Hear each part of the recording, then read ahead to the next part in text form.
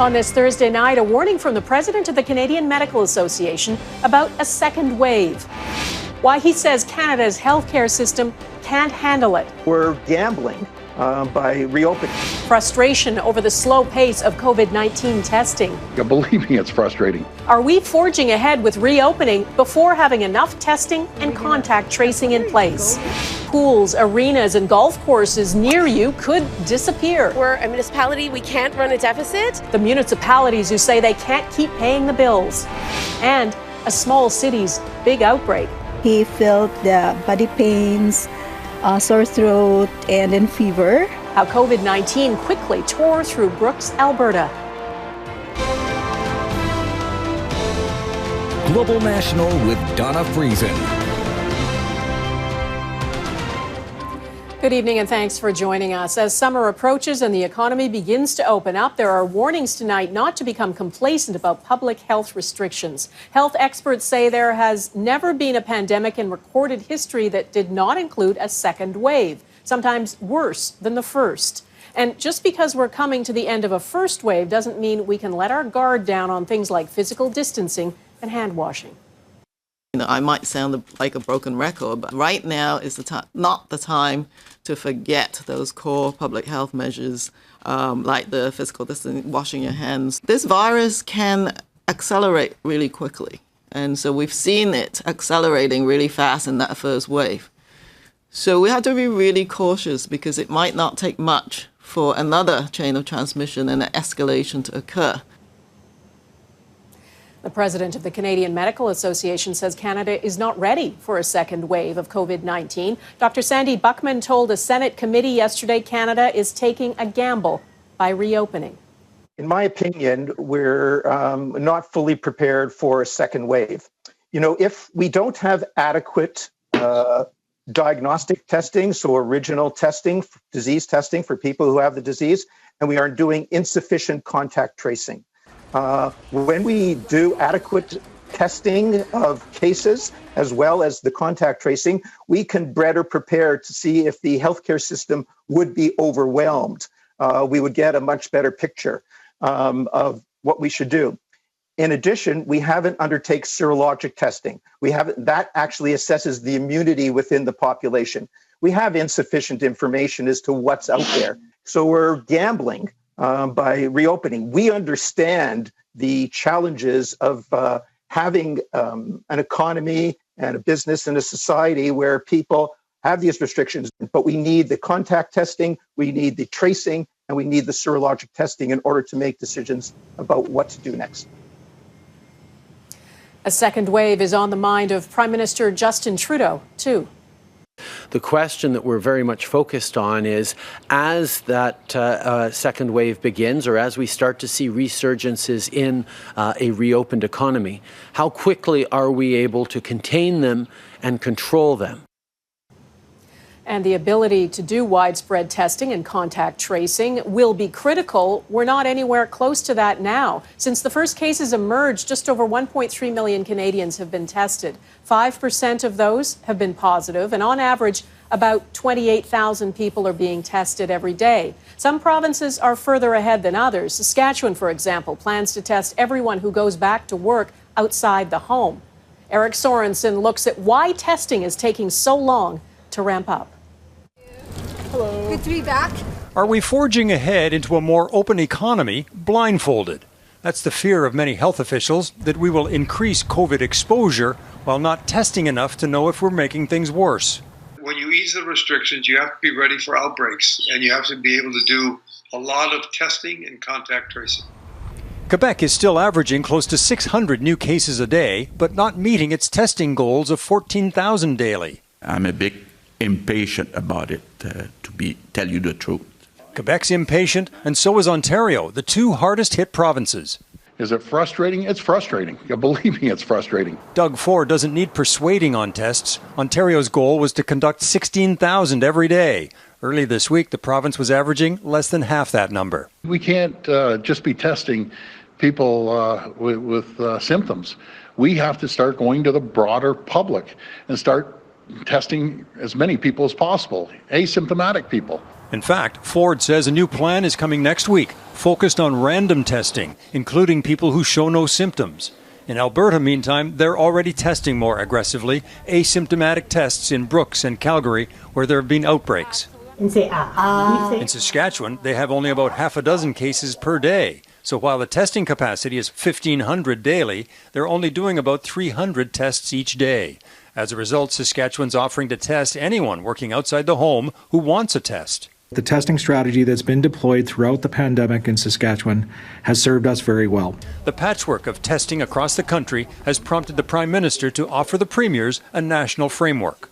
We don't want logistical or financial limitations to keep anywhere in this country held back from doing all the testing that is necessary. And not just testing, say experts, but contact tracing and surveillance.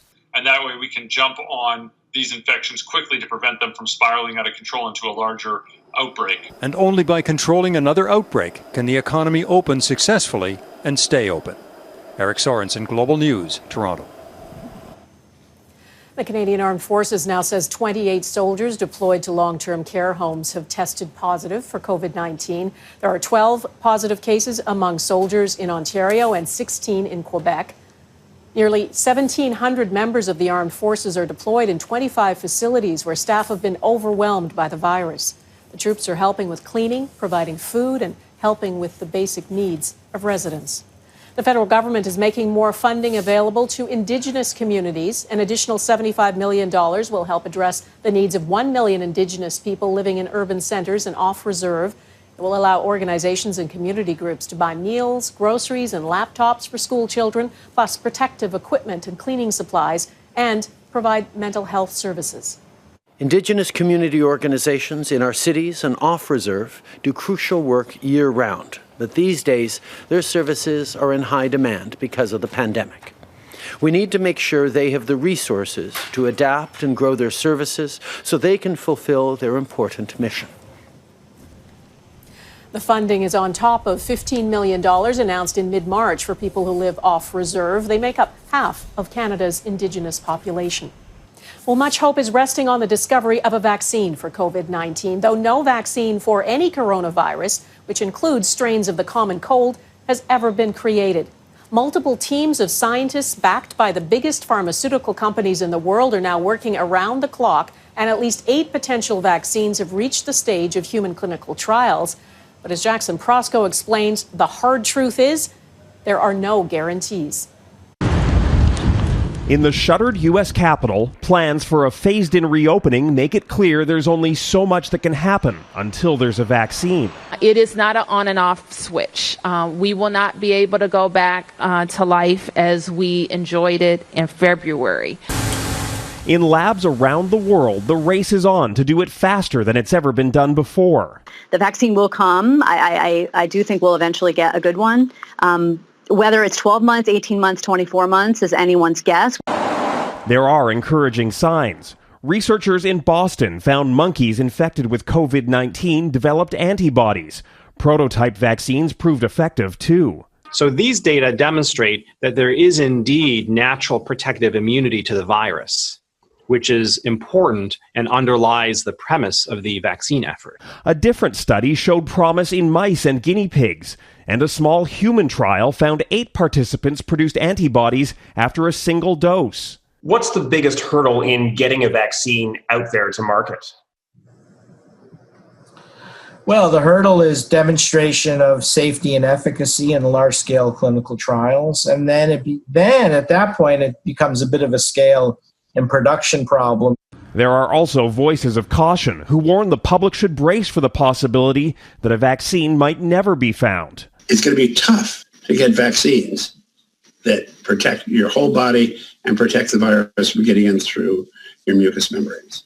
Even with an effective discovery, it will take a Herculean effort to manufacture and distribute billions of doses needed to deliver immunity to the world. You don't want to make changes in your own social distancing with the idea that there's a vaccine that's around the corner. For now, it's a waiting game, perhaps the most difficult wait of our lives.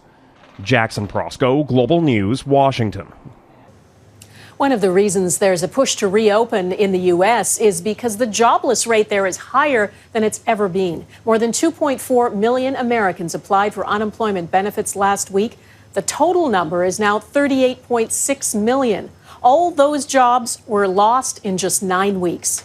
It's nearly 10% of the country's population, and it's persisting, even though every state now has begun some level of phased-in reopening. Well, lost in the constant coronavirus news is the fate of two Canadians being detained in China. Michael Kovrig and Michael Spavor were taken into custody shortly after Canada arrested Huawei executive Meng Wanzhou at the request of the United States. She's still under house arrest in Vancouver, and the two Michaels are still in limbo in a Chinese jail. The Prime Minister was asked about it today. We have seen Chinese officials linking those two cases from the very beginning. Canada has an independent judicial system. China doesn't work quite the same way and don't seem to understand that we do have an independent judiciary from political intervention. We will continue to follow and uphold the independence of our judicial system while we advocate for the release of the two Michaels who have been arbitrarily detained by China in retaliation for a judicial system that is independent in the way it functions.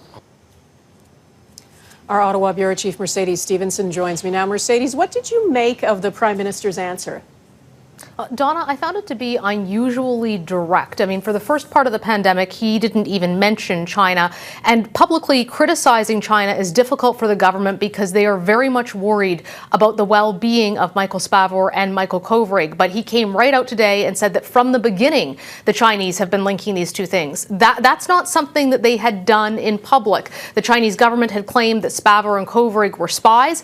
Canadian officials had said that they were being held arbitrarily. Everybody knew that this was linked to Huawei and to the arrest of Meng Wanzhou here in Canada on that warrant for the United States, but it wasn't publicly something that politicians were talking about. So I thought that that was really interesting, and it came after the ambassador made a very direct link in our interview on the West Block. But the government here, while they're being very direct about what the situation is, still has to be very careful because Michael Kovrig and Michael Spavor have their lives on the line. Now, I can tell you that Canada is still actively negotiating, trying to get them out with international partners, but there has been no consular access to those two men since January. When we asked the Chinese ambassador about that, this is what he had to say. And for the two Canadian citizens, we are making sure that they receive, all those treatment, in accordance with law. So that's why during this outbreak, we have provided better food for them. Dawna, there has not been so much as a phone call or video call for Canada to be able to check on the well-being. The ambassador there saying that their diet has improved, which leaves one to wonder what they were eating in the first place. So Canadian officials are concerned about their well-being. And there's yet another step to come in this drama. On Wednesday, the Supreme Court of British Columbia will release one of their decisions on the Huawei extradition case. But that won't be where the story ends. There is still more before the courts and the possibility that Meng Wanzhou could appeal whatever the court decides. Dawna? All right, Mercedes Stevenson in Ottawa, thanks. Community services and facilities under threat. Coming up, what could vanish because of the virus. Plus, the sight to behold from Nepal's capital.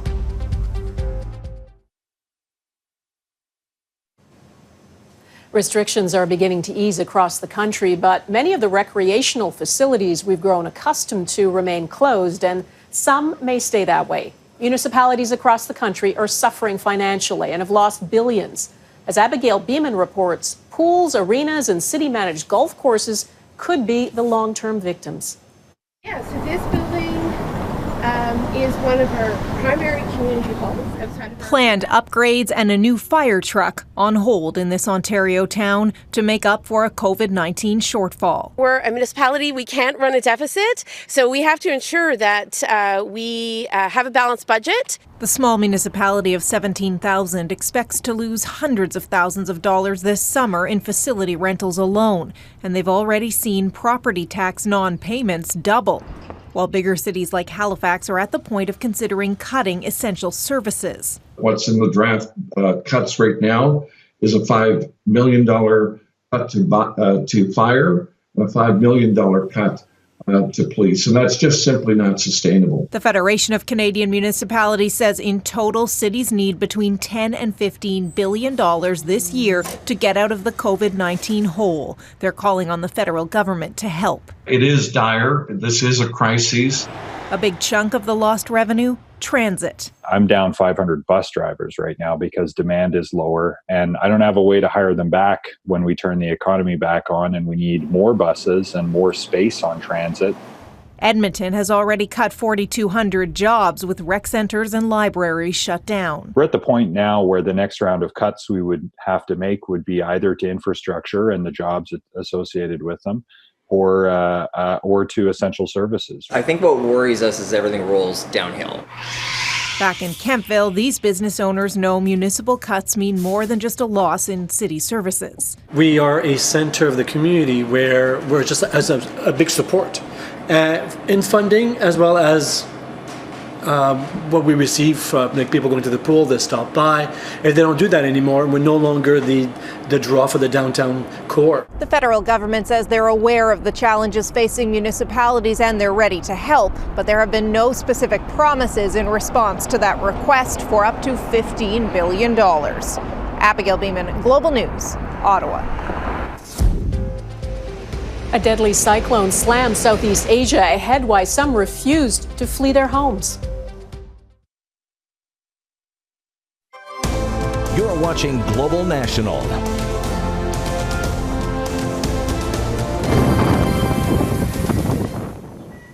The most powerful storm to hit eastern India and Bangladesh in over a decade has left a wide swath of destruction. Many coastal areas are flooded. Millions of people are without power. Cyclone Ampam came ashore yesterday, pounding the region with heavy rain, strong winds, and a 5-meter storm surge.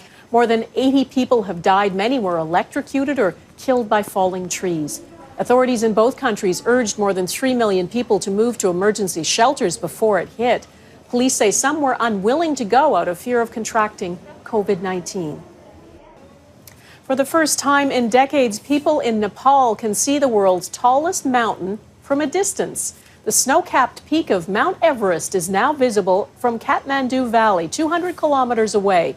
It's usually hidden by haze and air pollution. Nepal's COVID-19 lockdown has cut down emissions, and that has cleared the air. Sudden outbreak. Next, how the novel coronavirus spread through one Alberta community.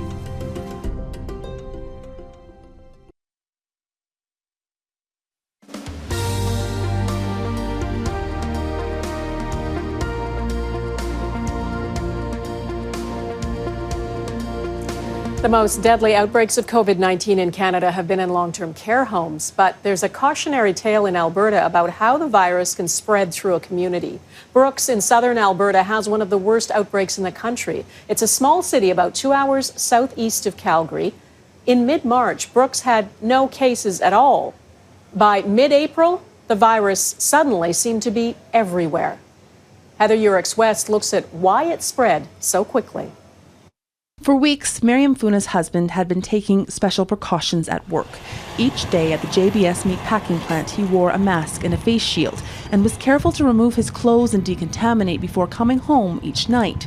Still, in early April, he became sick. He felt the body pains, sore throat, and then fever during that night. And then after 3 days, I got my symptoms too. Both tested positive for COVID-19. At the height of the outbreak here, Brooks had more than 1,000 cases of COVID-19. For a community of less than 15,000 people, that meant that virtually everyone knew somebody that was sick. It was after the Easter long weekend. We started to see some cases and the numbers started to go up. Brooks recorded its first 3 cases on April 14th. By the 19th, 3 had become more than 100, and the numbers kept climbing. By the end of the month, nearly 1,000 people were infected. We were having an increase of 100 or more per day. And we were also looking at High River and what happened at High River. 2 hours west of Brooks, the community of High River, Alberta, had been experiencing a similar outbreak. The two communities have a lot in common. Both are incredibly diverse, with large numbers of residents traveling to work at a nearby meat packing plant each day.